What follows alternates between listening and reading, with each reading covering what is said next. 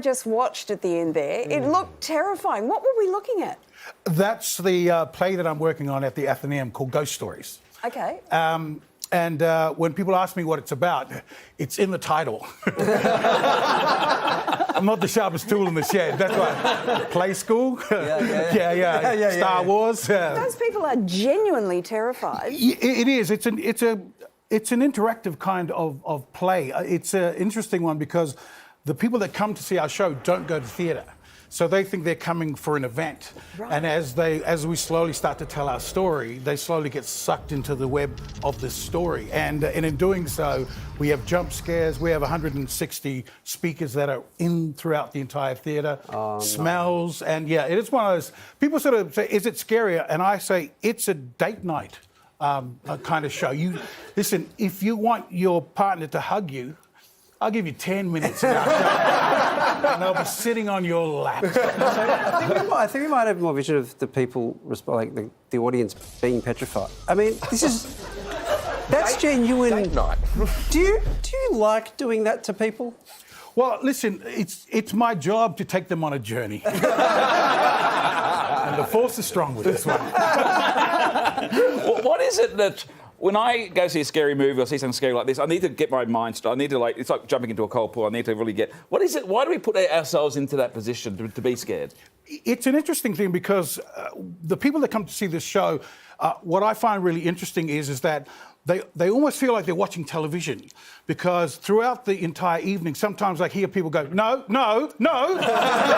Or, close the door, just close the door. You know, and I think it's our basic instinct. It is one of those things that people love being scared. They don't love being scared on their own, so they bring other people. Hence the reason why we get packs of people that come around, and the first thing I always tell them is put the red wine down because it will stain. You've mentioned that this is super interactive and you've had this huge career across stage and screen. What do you get the most joy out of? I get the most joy out of... I get the most joy out of this. I mean, for the first time in a long time on television, I'm not a minority. Hey, that's fantastic. And also, why is Costa pulling there's an orange tree that he's pulling into the men's toilets for some reason. He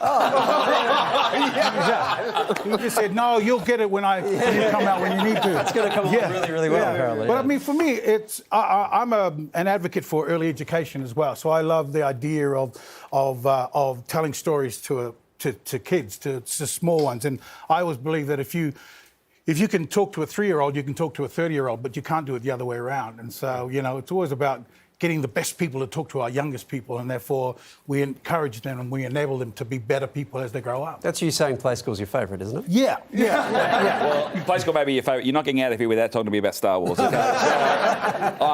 Captain Typho, you were fantastic in the prequels, and Attack of the Clones and Revenge of the Sith. Now, those prequels, as adults, they almost had mixed reactions to those, but the kids... What is amazing to see, the kids, that's like their original trilogy, isn't it? Yeah. Have you seen, and it's even growing more and more. It's like most things, sometimes for the purists, they didn't like it. And when they asked me about it, I said, I was in Star Wars, you weren't. And I have a doll and you don't. Mark Hamill didn't take that very well, by the way. No, he didn't. Did you steal stuff on the set? Did you take stuff home? No, yeah. Well, no, because, George had the Force, and so he would know right away. I mean, all of my children grew up in that. And also, a quick shout-out to my son, Tana, who is 21 today. Oh, wow. And, and like most parenting hints I give to people, I'm on tour, as usual, so I do apologise for that. But, no, I think at the end of the day, it's once again part and parcel of what we do for a living, suspend your disbelief. I've got friends who still work in the franchise and that, and I've just finished doing, Lost for Words there for SBS, the literacy documentary, and so I'm constantly just doing other stuff. But, yeah, for me... That's one of my calling cards when people talk about, oh, you worked on Water Rats. What's that? Star Wars. Oh, yeah, I know what that is. You always got something. You mentioned your kids there. In fact, you've got 8 kids. Can I just pause for applause from the audience there? 8 kids. Thank you very much. By the way, that was not for you, that was for your wife. Does having that many kids make you a better children's entertainer or a worse one because you just have no patience? Well, for me, I'm always of the understanding that I use them as my testers, and especially the young ones, because when they get older, they just don't like me anyway. So, but you find that your children will always use, and you probably know those of you who have children, they tend not to claim you until their friends claim you. Yes. Yeah. Your father's on television. Yes, he is. Yeah. You've also seen him on shows such as.